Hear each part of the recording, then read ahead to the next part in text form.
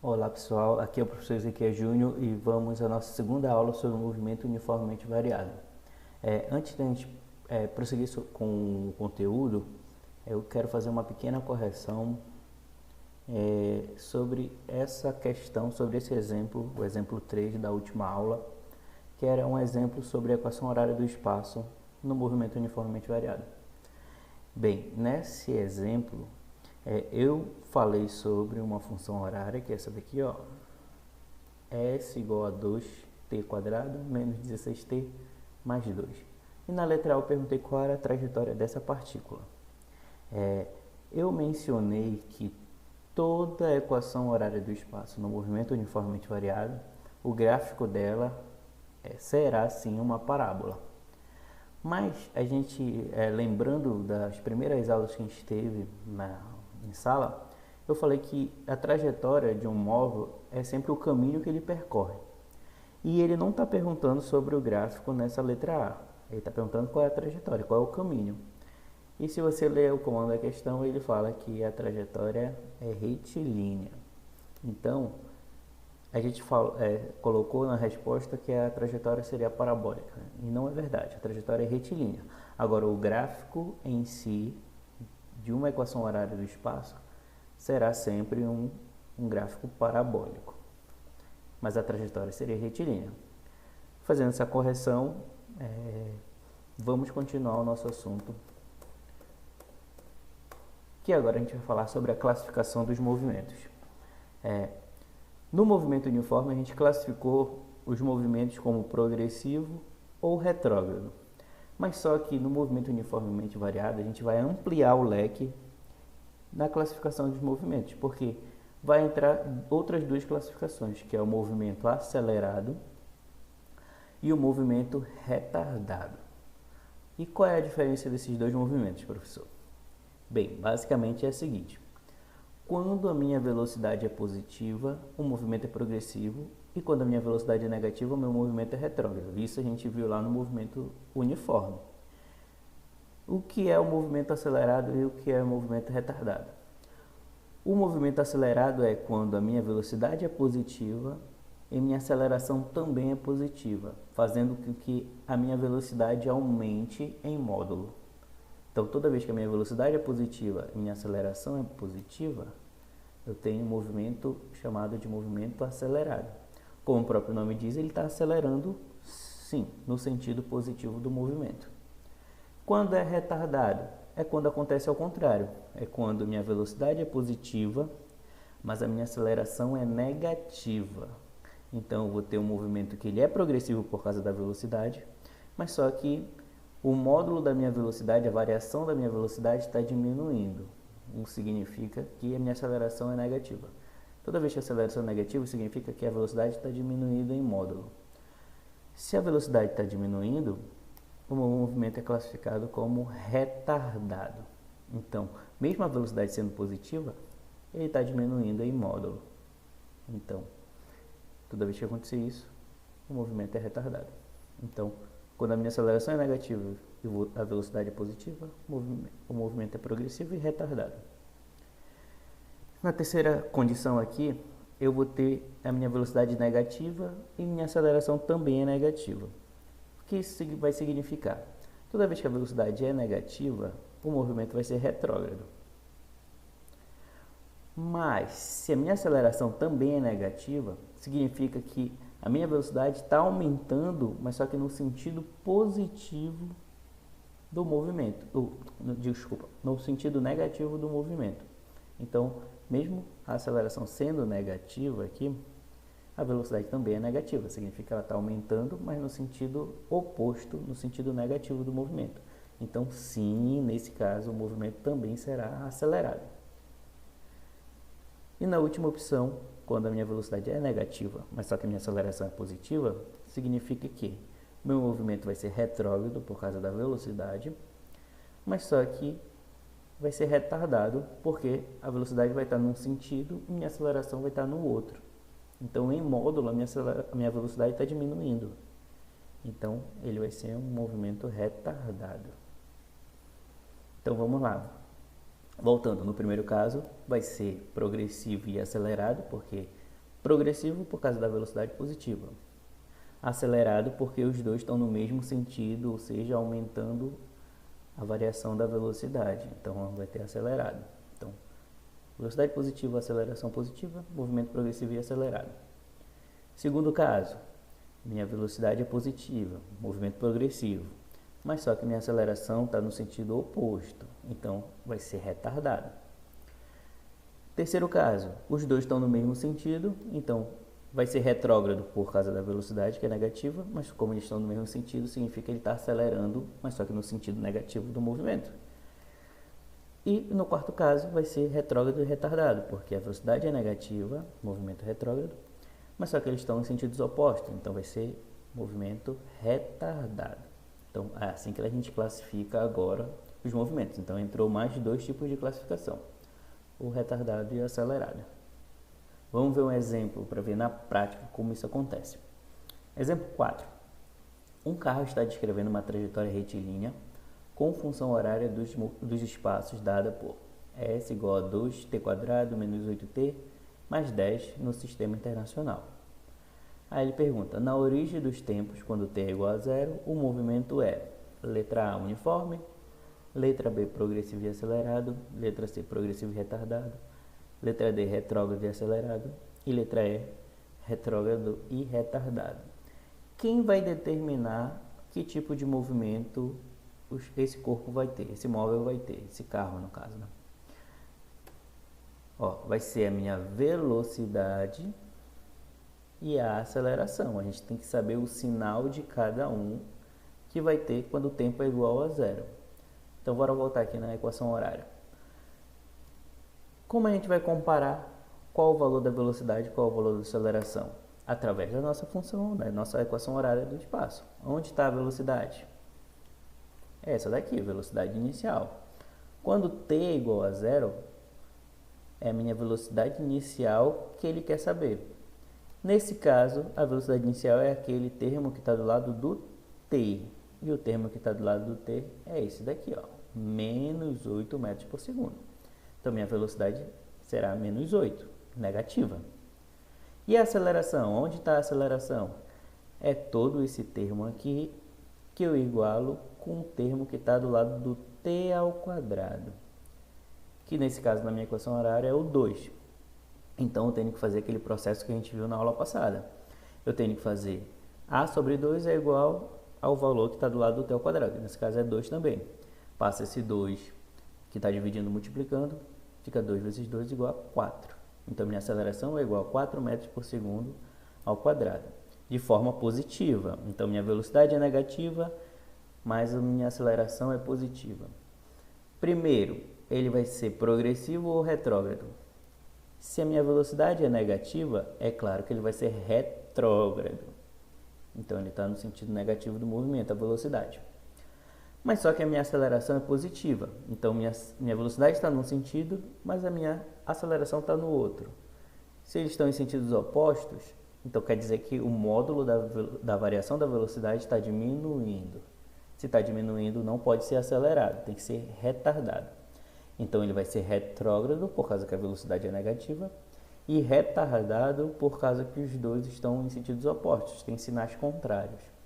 Então, minha resposta é letra E, retrógrado e retardado. Então, quem determina a classificação dos movimentos é o sinal tanto da velocidade quanto da aceleração. Vamos para a próxima. Uma fábrica de motocicleta, antes de lançar um novo modelo no mercado, realizou um teste de desempenho conforme o gráfico.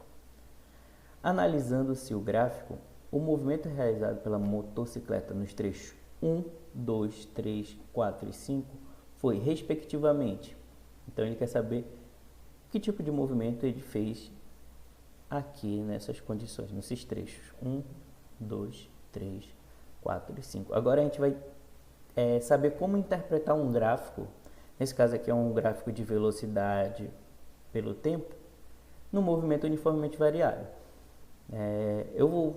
Posteriormente a gente vai ter uma aula só sobre gráficos e comparar os gráficos do movimento uniforme e do movimento uniformemente variado, Mas só que, como a gente está falando sobre classificação de movimentos, dá para a gente falar um pouco sobre o gráfico em relação à classificação desses movimentos. Ele só quer saber se é acelerado ou retardado. Como é que a gente determina? No trecho 1 aqui, vou começar pelo trecho 1. A velocidade é positiva ou negativa? Como a gente vê isso num gráfico, num plano cartesiano? Se ele está abaixo aqui, ó, da linha, significa que ele está na parte negativa da velocidade, ó. Essa aqui é a minha velocidade, né? Ele está na parte negativa, então a velocidade é negativa, mas só que o gráfico dele está aumentando.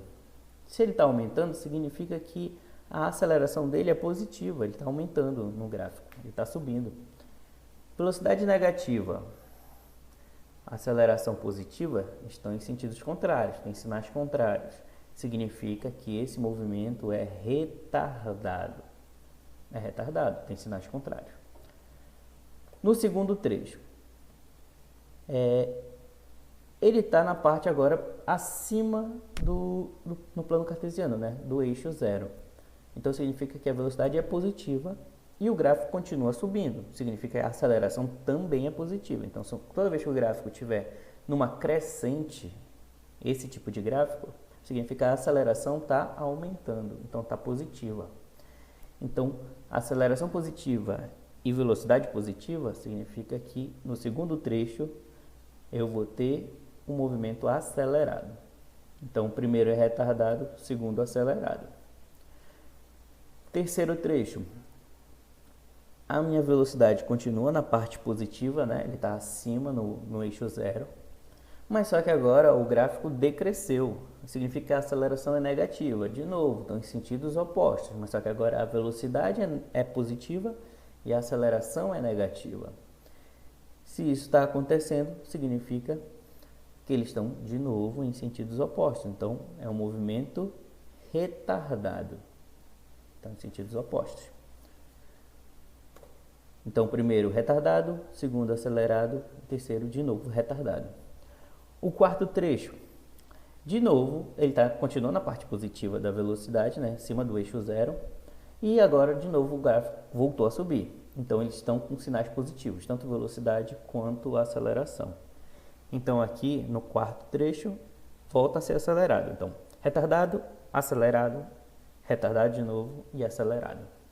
E no último, como ele decresceu e está na parte positiva, velocidade positiva, mas só que aceleração negativa porque ele está decrescendo. Então aí de novo volta a ser retardado. Então a opção certa é a opção que fala retardado, acelerado e retardado. Ou seja, letra D. Essa seria a nossa opção. Então toda vez que o gráfico estiver numa crescente, significa que a aceleração é positiva. E toda vez que o gráfico estiver abaixo do eixo zero, significa que a velocidade é negativa, e ele estiver acima do eixo zero, a velocidade é positiva. Quando ele estiver decrescendo, significa que a aceleração é negativa. E é assim que a gente interpreta um gráfico quando fala de classificação do movimento. Outro tópico que a gente precisa saber é que no movimento uniformemente variado, diferente do movimento uniforme que só tem uma equação horária, aqui a gente vai ter duas equações horárias. A gente viu a equação horária na aula passada do espaço e hoje a gente vai ver a equação horária da velocidade, que é representada por essa forma, que diz que a velocidade final é sempre igual e proporcional à velocidade inicial mais a aceleração multiplicada pelo tempo. A unidade da velocidade continua sendo metros por segundo.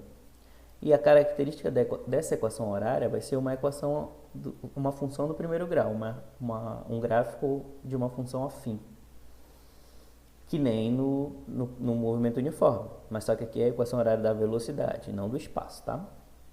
Então, é uma equação que determina a velocidade pelo tempo. Então, se é uma função do primeiro grau, o gráfico dela vai ser sempre uma reta linear, né? Crescente ou decrescente, dependendo das circunstâncias. Vamos ver um exemplo sobre uma equação desse tipo.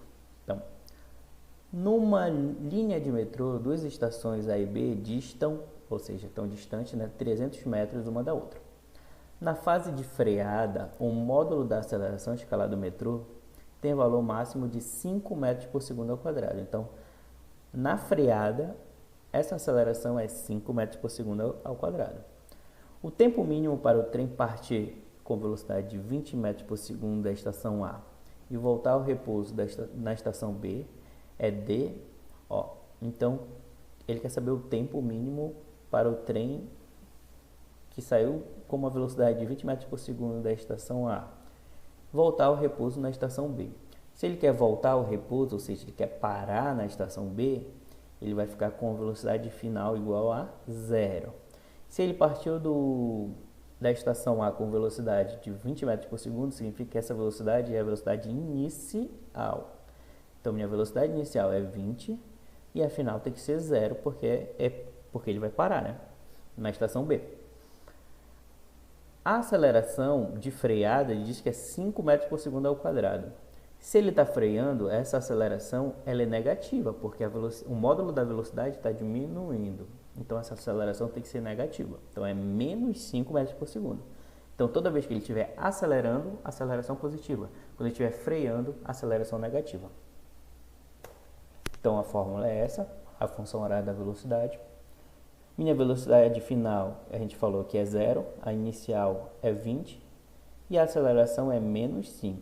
Então, vou substituir aqui. Como eu quero saber o tempo mínimo, é o t que eu quero isolar. Então, esse menos 5t eu vou passar para o outro lado, ele está negativo, ele acaba passando positivo. Então, fica 5t igual a 20. O 5 está multiplicando, eu acabo passando dividindo. Então, t é igual a 20 dividido por 5, que é igual a 4 segundos. Então, esse é o tempo mínimo que essa linha de metrô vai percorrer até parar na estação B, partindo dessa velocidade que ele citou. Só isso. Pronto, está terminado. Essa é a questão que determina o tempo mínimo. Outra equação, como já não bastava as duas equações horárias do espaço e da velocidade, a gente tem uma equação chamada de equação de Torricelli, ou Torricelli, dependendo da sua pronúncia no italiano. Essa equação é muito importante porque é a única das equações no movimento uniformemente variado, que são essas três, né? A equação horária do espaço, a equação horária da velocidade e a equação de Torricelli, é a única que não leva tempo. Então, se o problema que você tem que determinar não envolve tempo, é provavelmente que essa equação de Torricelli que você vai ter que usar para calcular a situação. Como é que a gente vê essa equação? Ela diz que a velocidade final ao quadrado é sempre igual à velocidade inicial ao quadrado, mais 2 vezes a aceleração multiplicado pela distância percorrida, ou ΔS. A unidade é o metros por segundo, porque é uma equação que envolve velocidade, né? Então, se você calcular a velocidade final, a unidade é essa, metros por segundo.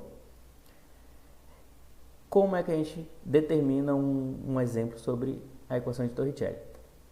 Basicamente, um exemplo é esse aqui. Uma motocicleta movia-se numa avenida quando seu motociclista percebeu que o semáforo do cruzamento logo adiante estava fechado.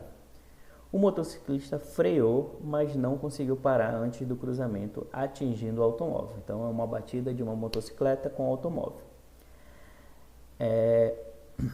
Baseado nos danos causados nos veículos, técnicos da polícia estimaram que a motocicleta estava a 36 km por hora no momento da colisão.